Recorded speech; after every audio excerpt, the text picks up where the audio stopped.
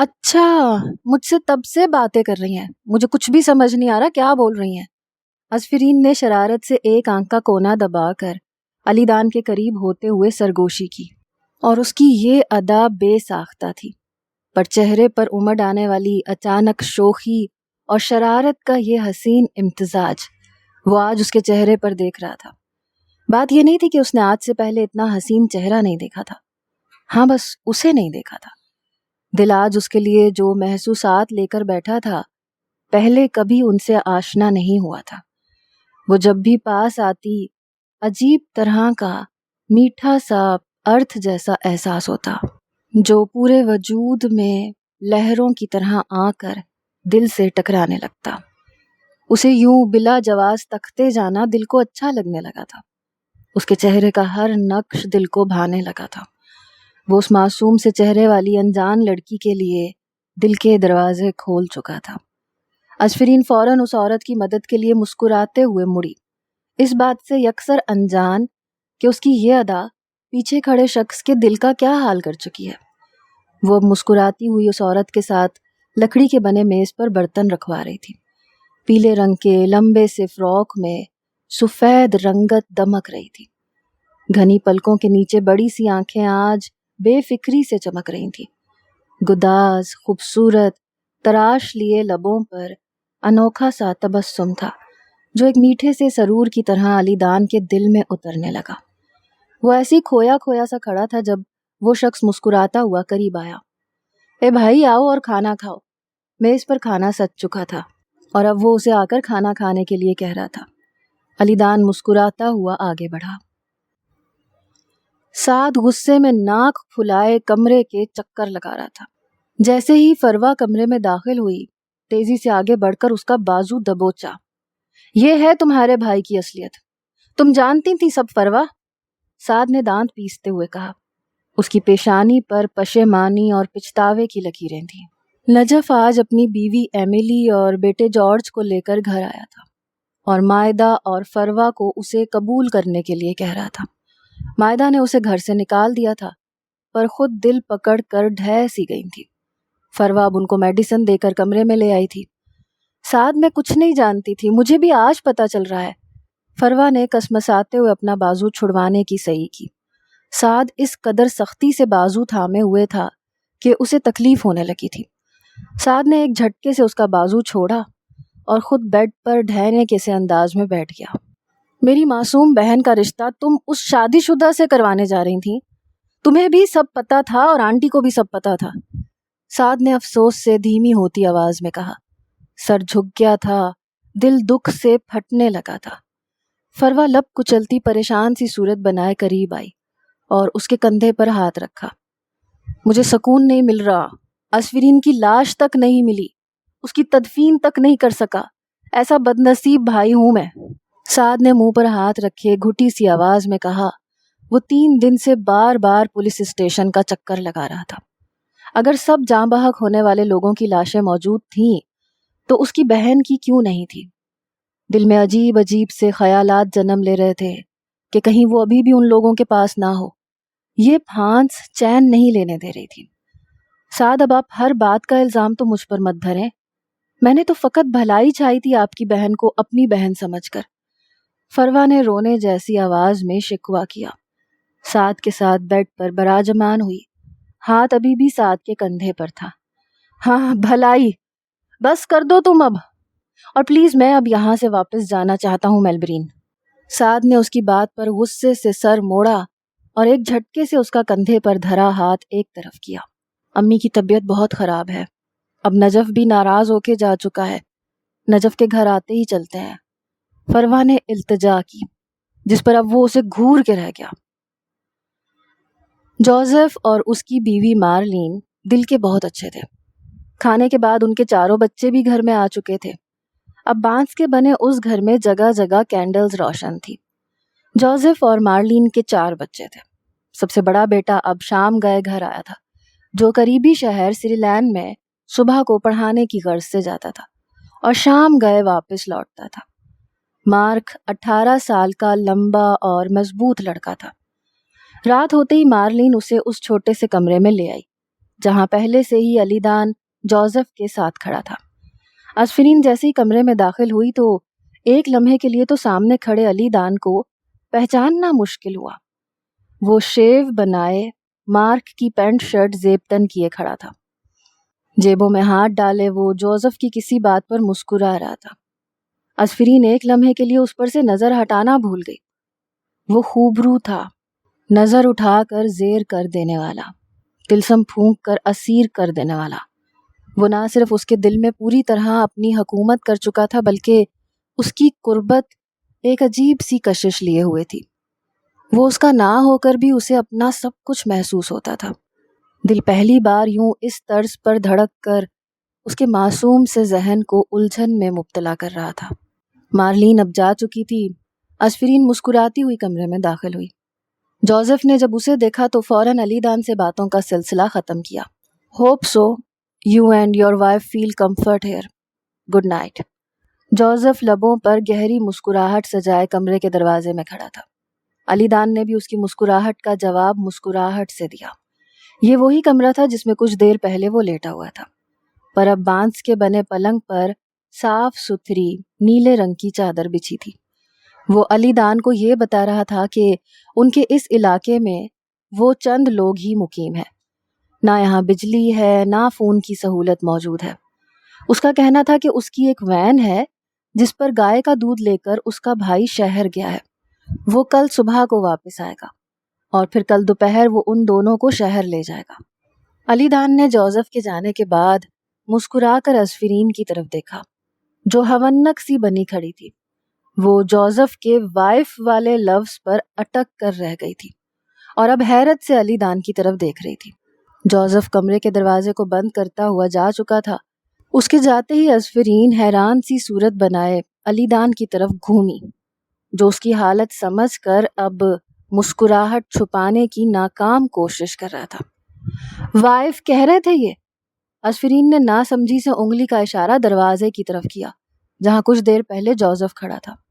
علی دان ہلکا سا قہقہا لگا گیا۔ وہ اب بیڈ کے پاس پڑے میز کی طرف جا رہا تھا۔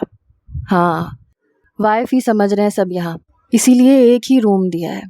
رہنے دو ایسی غلط فہمی میں۔ اگر کہیں گے کہ نہیں ہے ہم ہسبینڈ وائف تو سمجھیں گے کہ بھاگے ہوئے ہیں گھر سے، ایسے عزت نہیں دیں گے۔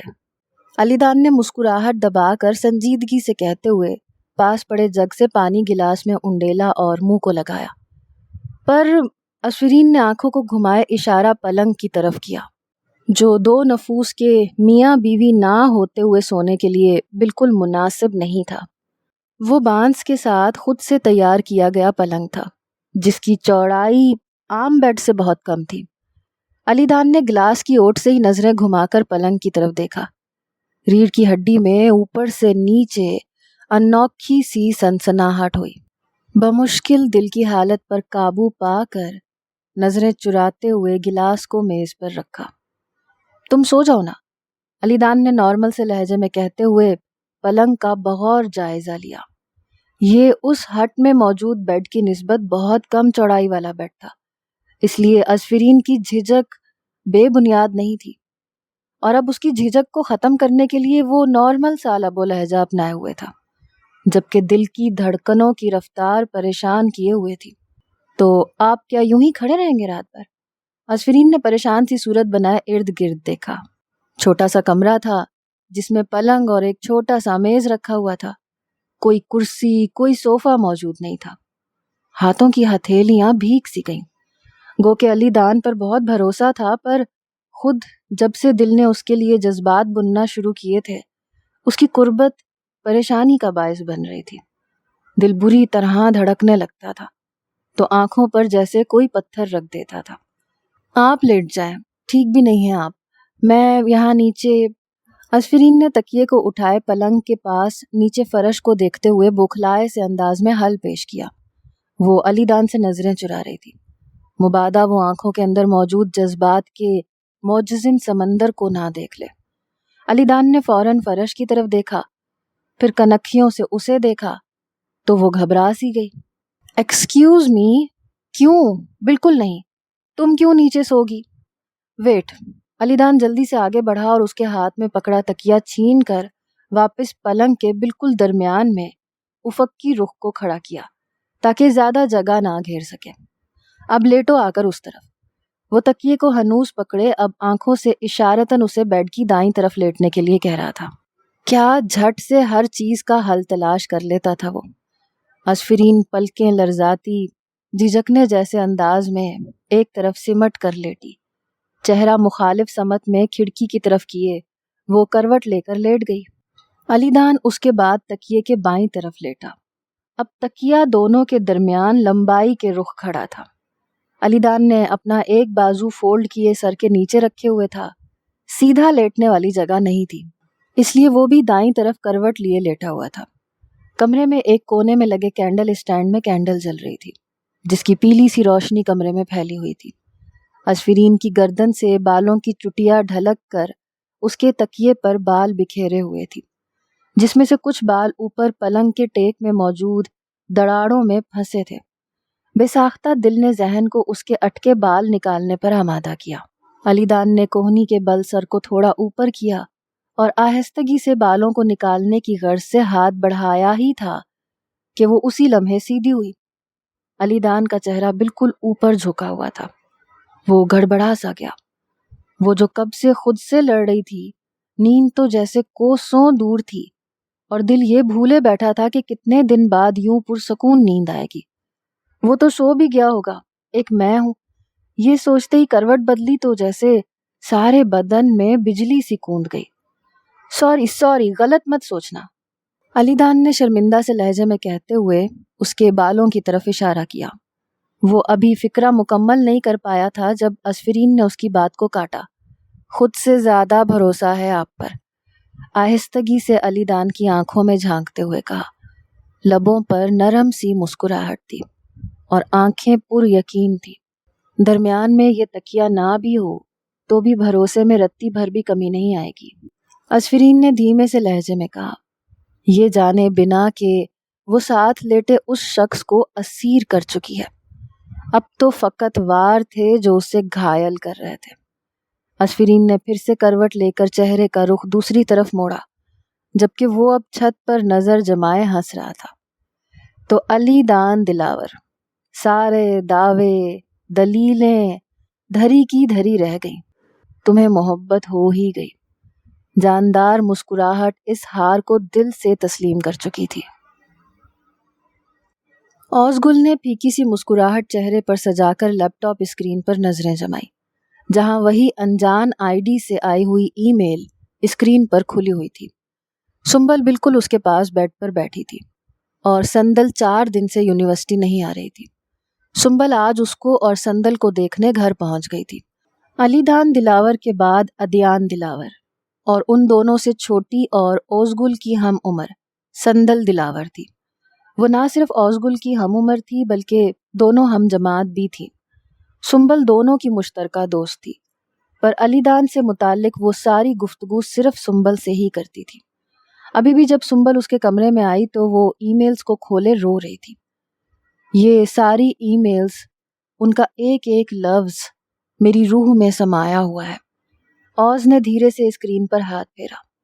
یہ وہ ساری ای میلز تھیں جو اسے ایک انجان ای میل آئی ڈی سے آتی تھیں، اور اوزگل کو یقین تھا کہ وہ علی دان ہے جو چھپ کر اس سے محبت کرتا تھا، اور پھر جب وہ باہر گیا تو اسے ای میل بھیجتا تھا۔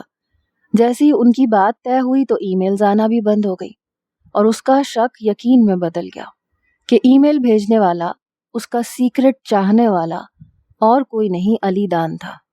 علی دان کی ای میلز ہیں کیا؟ سنبل نے اسکرین کا رخ اپنی طرف موڑتے ہوئے سوالیہ نظروں سے اس کے چہرے کو دیکھا۔ ہاں، علی دان کی ای میلز۔ اس کو لگتا تھا میں پہچان نہیں سکوں گی کہ یہ وہی ہے جو یوں مجھے ان نون ای میل آئی ڈی سے ای میلز بھیج رہا ہے، پر ایسے الفاظ اس کے علاوہ کوئی لکھ ہی نہیں سکتا۔ اوزگل نے گہری سانس لی اور پھر گال بھیگنے لگے۔ اچھا پلیز گل، تم چپ کرو، حوصلہ رکھو، وہ مل جائے گا، سنبل نے آہستگی سے کہتے ہوئے آگے بڑھ کر اسے اپنے ساتھ لگایا، جو کندھا ملتے ہی سسک اٹھی تھی۔ Are you Indian? مارک نے مسکراتے ہوئے علی دان سے پوچھا۔ وہ جو چلتی وین کے ارد گرد نظاروں سے لطف اندوز ہو رہا تھا، سامنے بیٹھے مارک کی طرف دیکھا۔ وہ لوگ جوزف کے بھائی کے آتے ہی اگلی صبح قریبی شہر سریلان کے لیے نکل پڑے تھے اور اب وین کے پیچھے کھلے حصے میں بیٹھے تھے۔ اس کے اور اسفرین کے علاوہ مارک اور اس کے چند دوست ان کے ہمراہ تھے، اور دودھ کے بہت سے کین تھے جو کسی فیکٹری کو وہ سپلائی کرتے تھے۔ وین کے اگلے حصے میں جوزف اور اس کا بھائی بیٹھے تھے۔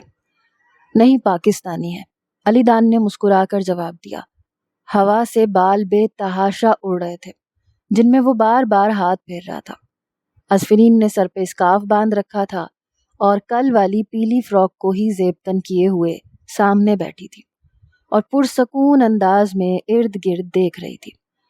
علی دان 2 گھنٹے سے یہ سوچ رہا تھا کہ کیسے اسفرین سے اس کا ایڈریس لے گا۔ فون تو دونوں کے سانحے میں کھو چکے تھے، اب ایڈریس ہی تھا جس سے وہ اسفرین سے رابطہ رکھ سکتا تھا۔ پر اس سے کیا کہے گا؟ وہ کیا سوچے گی؟ انہی سوچوں میں گم تھا جب مارک نے اسے مخاطب کیا۔ میں ہندوستانی گانوں سے پیار کرتا ہوں، گاتا بھی ہوں۔ مارک نے سارے دانتوں کی نمائش کی۔ اس کے سارے دوست ہاتھ پر ہاتھ مار کر ہنسنے لگے جن کو وہ بار بار گھور رہا تھا۔ دیٹس گریٹ، علی دان نے مسکرا کر اس کی حوصلہ افزائی کی۔ اسفرین بھی اب دلچسپی سے مارک کی طرف دیکھ رہی تھی۔ جیسے جیسے سفر ختم ہو رہا تھا دل عجیب سی اداسی کا شکار ہو رہا تھا۔ علی دان سے رابطہ کیسے رکھے گی؟ اس شہر میں وہ صرف ایک پروجیکٹ کے لیے آیا تھا اور خود اس نے تو ایڈریس تک نہیں پوچھا میرا۔ اسفرین بار بار چور نظروں سے اسے دیکھ رہی تھی جو سنجیدہ سا بیٹھا ارد گرد دیکھ رہا تھا۔ رات ایک لمحے کو لگا تھا کہ وہ اس سے محبت کرتا ہے، پر اب دل بار بار جھٹلا رہا تھا۔ کیا تم سننا چاہو گے؟ مارک نے پرجوش انداز میں علی دان سے کہا۔ علی دان نے کہا لگایا اور تائید میں سر ہلایا۔ سفر 4 سے 5 گھنٹوں پر مشتمل تھا اور اسی طرح خاموشی سے ابھی وہ صرف 2 گھنٹے کا سفر طے کر پائے تھے۔ تو پھر تم بھی میرے ساتھ گانا، مارک نے یہ کہہ کر اپنے دوستوں کی طرف دیکھا۔ وہ سب بھی زور زور سے سر ہلا رہے تھے اور ہنس رہے تھے۔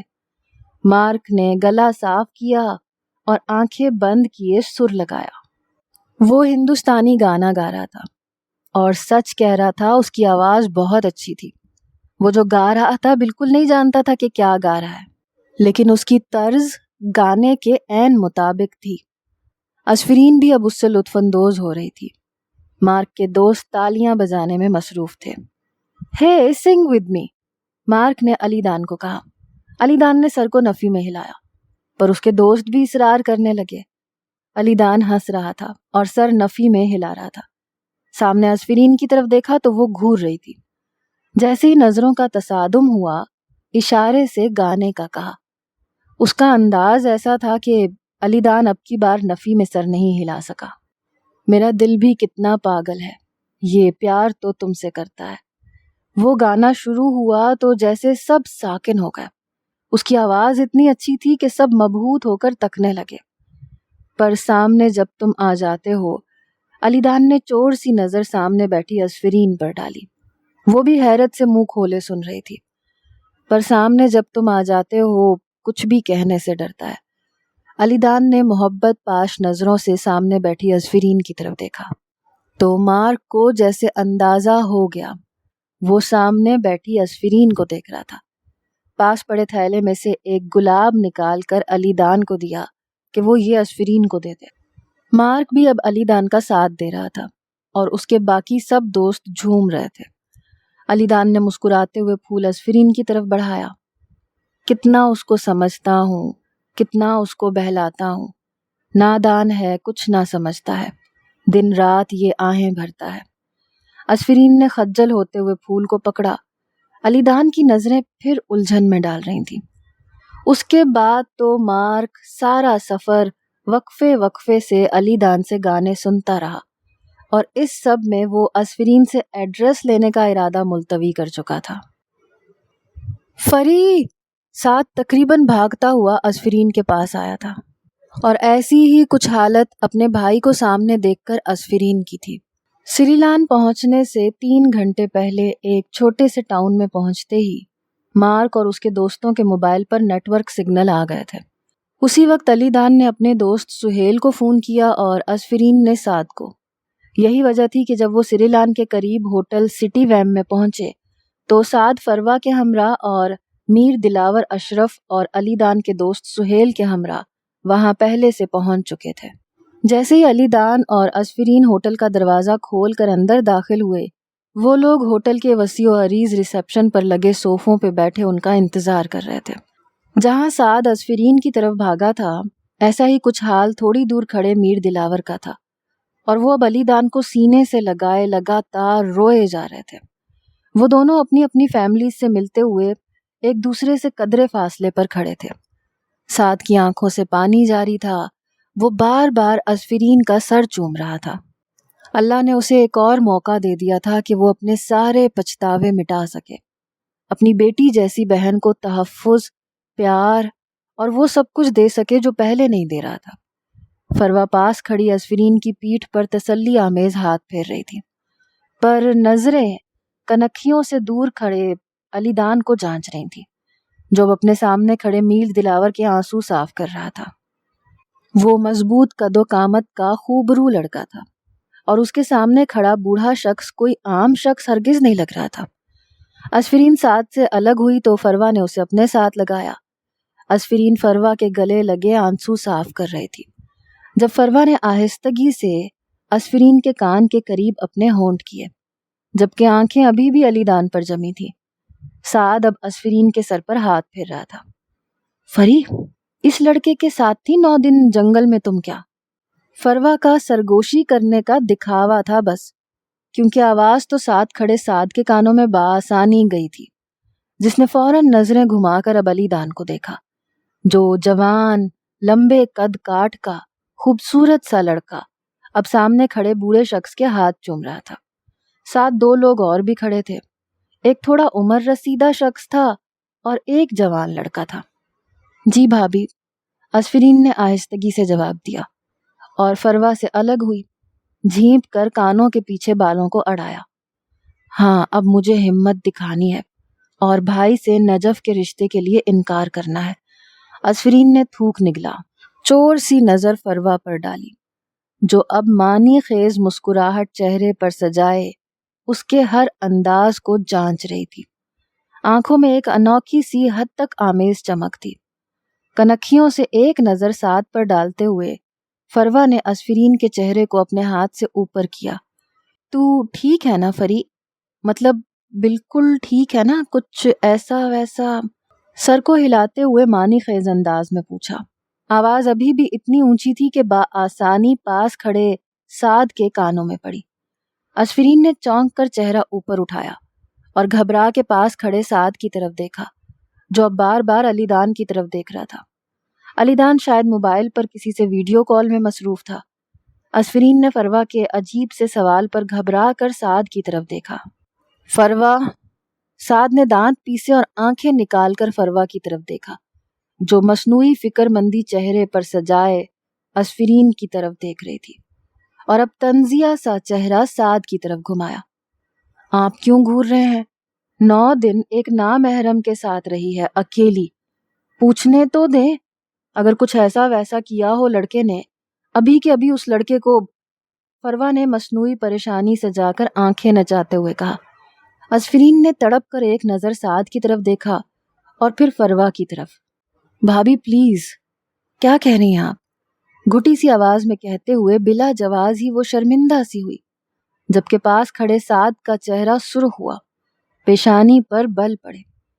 وہ لوگ مڈل کلاس فیملی سے تعلق رکھتے تھے، جہاں یہ بات واقعی معیوب تھی کہ اسفرین اتنے دن ایک لڑکے کے ساتھ تھی، دن رات۔ پر فروا کے انداز پر سعد کے تن بدن میں آگ لگ گئی تھی۔ اسے اپنی بہن پر بہت یقین تھا، پر سامنے کھڑے اس لڑکے پر نہیں تھا۔ وجہ اسفرین کی معصومیت اور بے پناہ حسن تھا۔ ڈرو مت فری، صاف صاف بتاؤ، اسی وقت اس لڑکے کو۔ فروا باز آنے والوں میں سے نہیں تھی، اب اسفرین کے کندھے پر ہاتھ رکھے مصنوعی فکر مندی جتا رہی تھی۔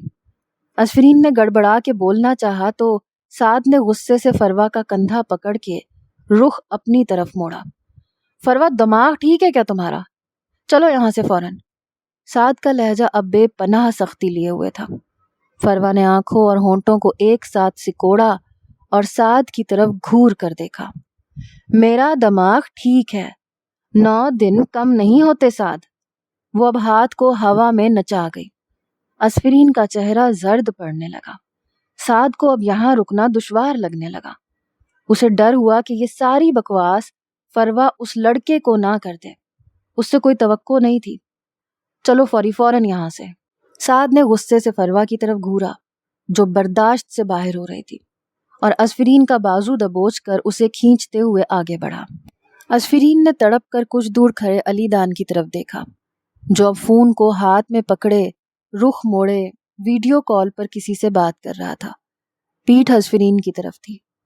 وہ تو یہ سوچے ہوئے تھی کہ وہ سعد کو علی دان سے ملوائے گی، سعد اسے گھر آنے کی دعوت دے گا، علی دان بھی اپنا ایڈریس اور نمبر دے گا، پر یہاں تو سب کچھ عجیب سا ہو گیا تھا۔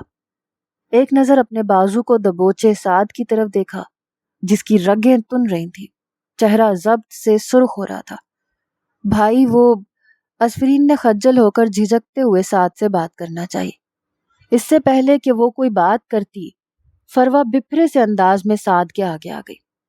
آپ میرے بھائی کو غلط کہہ رہے تھے تو مجھے بتائیں، اب اس کی پاکیزگی کی گارنٹی آپ دیں گے کیا؟ فروا نے دانت پیس کر زہر اگلا۔ سعد نے مٹھیاں بھینچ کر اپنے غصے پر قابو پایا۔ دل تو تھا کہ ایک تھپڑ فروا کے چہرے پر جڑ دے۔ وہ یقیناً اس دن نجف پر کی گئی باتوں کا بدلہ لے رہی تھی۔ بھائی فار گاڈ سیک بس بھی کریں اب، وہ ایسا نہیں ہے، اسفرین نے روحان سے لہجے میں کہتے ہوئے فروا کی طرف دیکھا جو بس معنی خیز مسکراہٹ سجا کر اسے اوپر سے نیچے دیکھ کر رہ گئی۔ فروا کی نظر ایسی تھی کہ اسفرین کے کانوں کی لو تک گرم ہوئی۔ سعد نے دونوں ہاتھوں سے سر کو تھاما۔ Just stop discussing this bullshit right now, چلو فری تم یہاں سے۔ سعد نے آواز کو آہستہ رکھتے ہوئے دانت پیس کر فروا کو گھورا اور پھر اسفرین کا ہاتھ تھامے تیز تیز چلنے لگا۔ اسفرین بار بار علی دان کی طرف دیکھ رہی تھی پر وہ پیٹھ موڑے ہوئے تھا۔ وہ ایک دم سے اتنا لاپرواہ ہو گیا تھا۔ اسفرین کا دل جیسے کسی نے مٹھی میں لے کر دبوچ دیا ہو۔ آنکھوں میں عجیب سی چبھن ہوئی۔ دل کیا اونچی آواز میں چیختے ہوئے اسے حق سے پکارے، ویسے جیسے جنگل میں آنے والی ہر مصیبت پر اسے پکارتی تھی، پر نہیں کر سکتی تھی ایسا۔ اپنی دفعہ بات سب کو یوں ہی لگتی ہے سعد، اب معاملہ تمہاری بہن کا ہے نا، میرے بھائی نے تو شادی کی ہے، کوئی گناہ نہیں کیا۔ فروا نے تیز تیز قدم ساتھ ملاتے ہوئے ایک تیر اور کمان سے نکالا جو سعد کے اندر پیوست ہوتے ہی تن بدن میں آگ لگا گیا۔ سعد ایک جھٹکے سے رکا، انگلی کو سختی سے فروا کی آنکھوں کے آگے کھڑا کیا۔ منہ بند کرو اپنا جاہل عورت، سعد غرایا اور پھر اور تیزی سے وہ اسفرین کو تقریباً گھسیٹتا ہوا ہوٹل سے باہر لایا۔ اسفرین نے تڑپ کر ہوٹل کے شیشے کے دروازے کے پار علی دان پر آخری نظر ڈالی۔ دل چیخ رہا تھا، علی دان پلیز پلٹ کے دیکھو، میں جا رہی ہوں۔ بیٹھو فری، سعد نے غصے میں بھرے کار کی پچھلی سیٹ کا دروازہ کھول کر اسفرین کو بیٹھنے کو کہا اور خود پاس کھڑی فروا سے بے نیازی برتتا گاڑی کی فرنٹ سیٹ پر ڈرائیور کے ساتھ بیٹھا۔ فروا اب اسفرین کے ساتھ پچھلی سیٹ پر بیٹھ چکی تھی، چہرے پر پرسکون سی زہریلی مسکراہٹ سجائے۔ ڈرائیور نے گاڑی اسٹارٹ کر دی تھی۔ علی دان باہر آؤ پلیز، اسفرین کا دل جیسے پھٹنے کو تھا۔ دھیرے سے میکسی کی ایک طرف جیب میں ہاتھ ڈال کر گلاب کے پھول کو نرمی سے ہاتھ میں لیا۔ یہ وہی پھول تھا جو آج صبح علی دان نے گانے کی صورت میں محبت کا اظہار کرتے ہوئے اسے دیا تھا۔ وہ آنکھیں جھوٹی کیسے ہو سکتی تھیں جو اس کے دل کو گدگدا رہی تھیں، ہر پل ہر لمحہ۔ اسفرین کے دل کی یہ آواز گاڑی کے شیشے سے پار ہو کر ہوٹل کے شیشے سے بنے دروازوں کو پار کرتی جب علی دان تک پہنچی تو دیر ہو چکی تھی۔ میر دلاور نے علی دان کے چہرے کو ہاتھوں میں لے رکھا تھا، آنکھیں نم تھیں پر لب مسکرا رہے تھے۔ ان کے بے جان جسم میں تو جیسے روح پھونک دی گئی تھی۔ مجھے یقین تھا تم پر، جان میری، میرے شیر ہو تم۔ میر دلاور نے اس کے چہرے سے ہاتھ اٹھا کر کندھے پر تھپکی تھی۔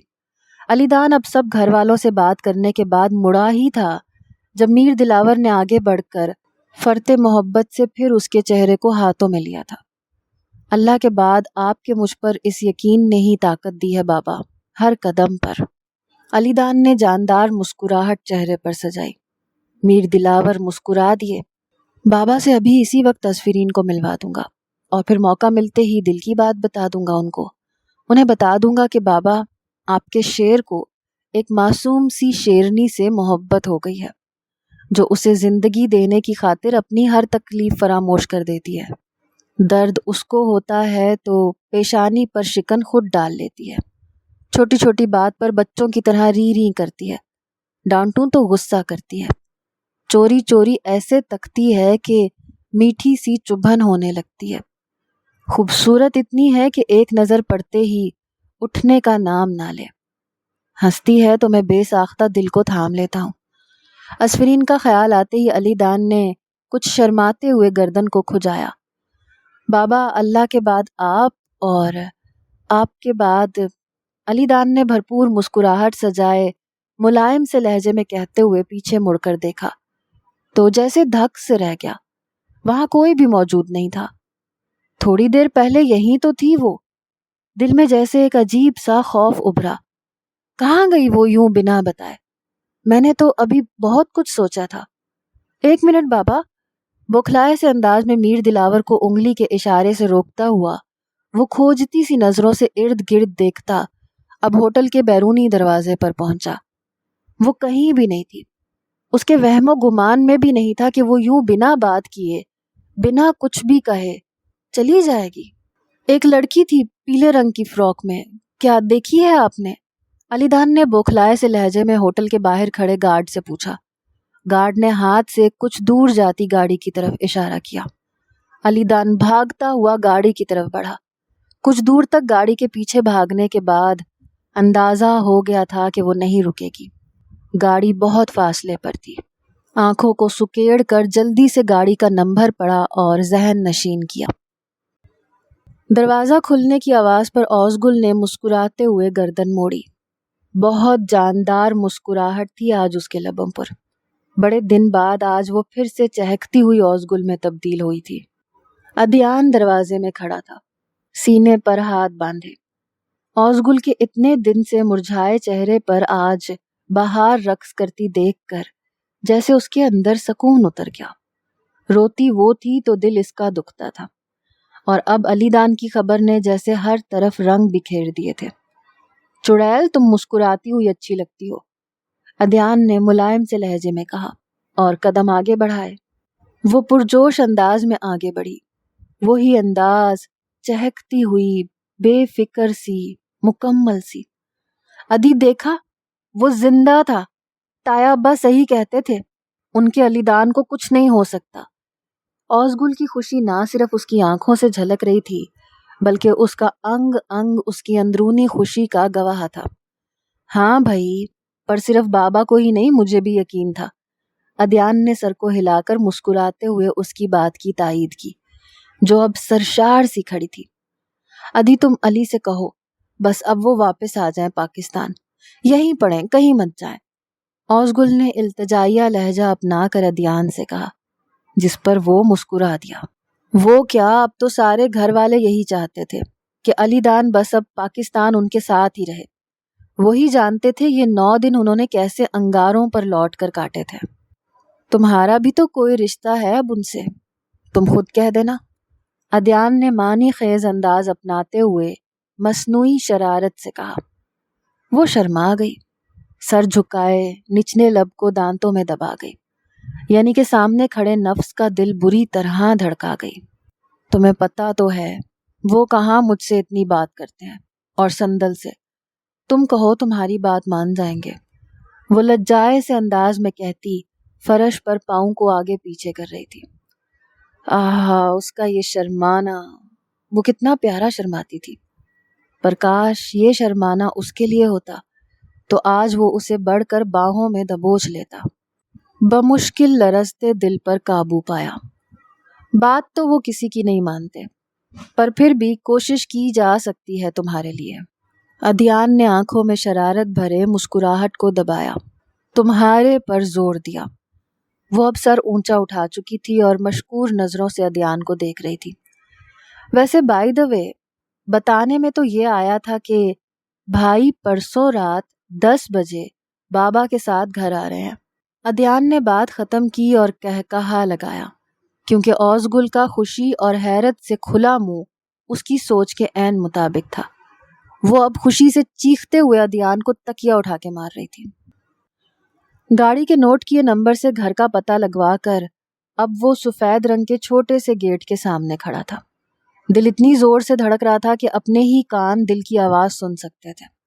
بار بار بالوں میں ہاتھ پھیر کر وہ خود کو نارمل ظاہر کرنے کے لیے سانس کو منہ میں بھر کر خارج کر رہا تھا۔ ساتھ کھڑا سہیل اس کی حالت پر مسکراہٹ دبا رہا تھا۔ کل رات کو اسفرین کے جانے کے بعد وہ بھی میر دلاور کے ساتھ اس ہوٹل میں چلا گیا تھا جہاں وہ رہائش پذیر تھے، اور اب صبح سے وہ لوگ کار کے نمبر سے گھر کا پتہ لگا کر 12 بجے کے قریب یہاں پہنچے تھے۔ گیٹ کھلنے کی آواز پر علی دان کے دل نے ایک لمحے کے لیے دھڑکنا بند کیا۔ دروازہ کھول کر ایک 30 سالہ لڑکا اب سامنے کھڑا تھا۔ وہ کوئی پاکستانی تھا۔ علی دان نے سکون کا سانس لیا۔ وہ صحیح جگہ پہنچ گیا تھا۔ جی فرمائیے، شائستگی سے پوچھتے ہوئے وہ اب علی دان کی طرف دیکھ رہا تھا۔ آنکھیں سکیڑ کر وہ شاید علی دان کو پہچاننے کی ناکام کوشش میں تھا۔ مجھے اسفرین سے ملنا ہے۔ علی دان نے ذہن میں الفاظ کو ترتیب دیا اور پھر ادا کیا۔ سامنے کھڑے شخص کی آنکھیں مزید سکڑ گئی۔ کون اسفرین؟ سامنے کھڑے شخص نے ابرو چڑھائے پوچھا۔ اس کے انداز سے صاف ظاہر تھا کہ وہ اسفرین نامی کسی لڑکی کو نہیں جانتا۔ یہ اسفرین، میرا مطلب ہے سعد کا گھر نہیں ہے کیا؟ اچانک اسفرین کے بھائی کا نام یاد آتے ہی پوچھا، جو اس کی باتوں کے ذکر سے پتہ چلا تھا۔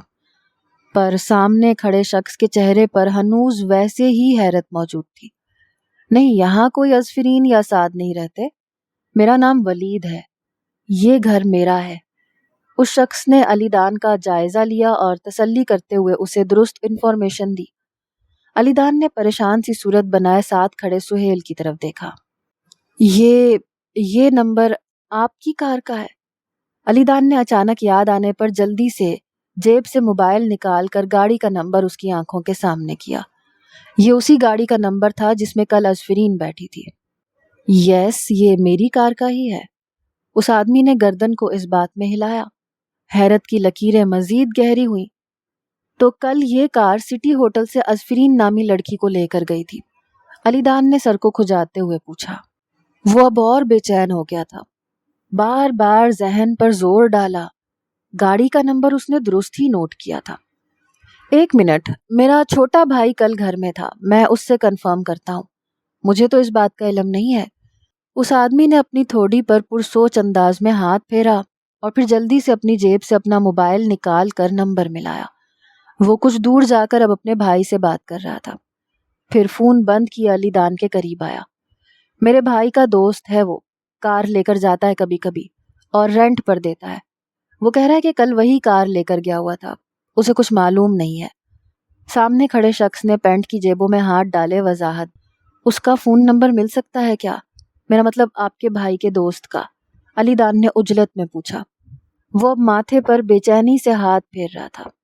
وقت کم تھا، پاکستان جانے سے پہلے اسفرین سے ملاقات ضروری تھی۔ فون نمبر لے کر دیتا ہوں اپنے بھائی سے۔ وہ پھر سے اب اپنے بھائی کا نمبر ملا رہا تھا اور علی دان نچلے ہونٹ کو کچل رہا تھا۔ وقت گزر رہا تھا، دل بیٹھ رہا تھا۔ نمبر نوٹ کر لیں۔ ویسے وہ فون کم اٹھاتا ہے، ورک شاپ پر کام کرتا ہے، تو اس کی ورک شاپ کا ایڈریس بھی دے دیتا ہوں۔ اس آدمی نے اپنے موبائل پر کھلی اسکرین پر ایک نمبر علی دان کے سامنے کیا، جسے علی دان اب تیزی سے اپنے موبائل میں نوٹ کر رہا تھا، اور اس کے بعد اس کی ورک شاپ کا ایڈریس بھی لیا جو یہاں سے 2 گھنٹے کے فاصلے پر تھی۔ وہ شخص صحیح کہہ رہا تھا، وہ آدمی فون نہیں اٹھا رہا تھا، مطلب اس کی ورک شاپ پر ہی جانا پڑے گا۔ سہیل کار چلا رہا تھا اور علی دان پریشان سی صورت بنائے بار بار نمبر ملا رہا تھا۔ نہیں، فری اب یہاں نہیں رہے گی، وہ میرے ساتھ جائے گی۔ سعد نے دو ٹوک لہجے میں سامنے کھڑی فروا سے کہا، جو سعد کی بات سن کر اب بوکھلا سی گئی تھی۔ اسفرین بھی کچھ دور کھڑی لب کچل رہی تھی۔ یہ کیا؟ اس کی جاب ہے یہاں، اور امی کو کون سنبھالے گا سعد؟ فروا نے گڑبڑا کے جواز پیش کیا، جس پر سعد نے اسے کچا چبا جانے جیسے انداز میں دیکھا۔ یہ میری بہن کا فرض نہیں ہے اب، اور جاب مل جائے گی اسے۔ تم رکو یہاں، آنٹی کی خدمت کرو، نجف آ جائے تو آ جانا پھر۔ سعد نے دانت پیس کر کہا اور پھر جھٹکے سے مڑ کر اپنے کپڑے بیگ میں رکھنے لگا۔ فروا نے گھور کے کچھ دور بجھی سی کھڑی اسفرین کی طرف دیکھا اور پھر تھوڑا سا اور آگے ہوئی۔ اس سے پہلے کہ وہ کچھ کہتی، سعد پھر سے مڑا اور سختی سے انگلی اس کی آنکھوں کے آگے کھڑی کی۔ اور کان کھول کے سن لو، یہ میرے پاس رہے گی اور اب پڑھے گی، آگے جاب نہیں کرے گی۔ سعد کا لہجہ دو ٹوک تھا۔ فروا کی تو جیسے جان پر بن گئی، تڑپ کر سعد کے قریب ہوئی۔ سب کچھ بدل گیا تھا، سعد اس کے ہاتھ سے نکل گیا تھا۔ فری، پیکنگ کرو، 4 گھنٹے بعد فلائٹ ہے ہماری میلبرن کی۔ سعد نے پاس کھڑی فروا سے بے نیازی برتی اور سختی سے اسفرین سے کہا۔ اسفرین پریشان سی صورت بنائے کمرے سے باہر نکل گئی۔ سعد کے غصے سے تو ویسے بھی بہت گھبراتی تھی، اور اب کل رات کے واقعے کے بعد سے تو سعد کا غصہ عروج پر تھا۔ اگر یہی آپ کا فیصلہ ہے تو میں اور امی بھی ساتھ چلیں گے، گھر کو لاک کر جاتے ہیں۔ مجھے آپ کے ساتھ ہی رہنا ہے سعد، فروا نے سعد کے سینے پر سر رکھے لاڈ سے کہا۔ سعد نے چہرے کو بیزاری سے گھمایا۔ تو آنٹی مان جائیں گی کیا؟ فروا کو بازو سے پکڑ کر سامنے کیا۔ اب کی بار لہجہ تھوڑا نرم تھا۔ جی مان جائیں گی، فروا نے سر کو اس بات میں ہلایا۔ تو پیکنگ کرو، وقت نہیں ہے میرے پاس، میں 2 سیٹس اور کرواتا ہوں، سعد نے اسے حکمانہ انداز میں کہا اور موبائل نکال کر ایک طرف چل پڑا۔ گاڑی میں بجھے سے دل کے ساتھ بیٹھی تھی وہ، گہری سانس لی۔ تو علی دان، آپ مجھ سے پیار نہیں کرتے۔ اسفرین نے دل میں اٹھتی ٹیس کو اندر کیا۔ کار اب ایئرپورٹ کی طرف رواں دواں تھی۔ اسی کار کے نکلتے ہی ایک سیاہ کار بند گیٹ کے سامنے آ کر رکی اور علی دان عجلت میں باہر نکلا۔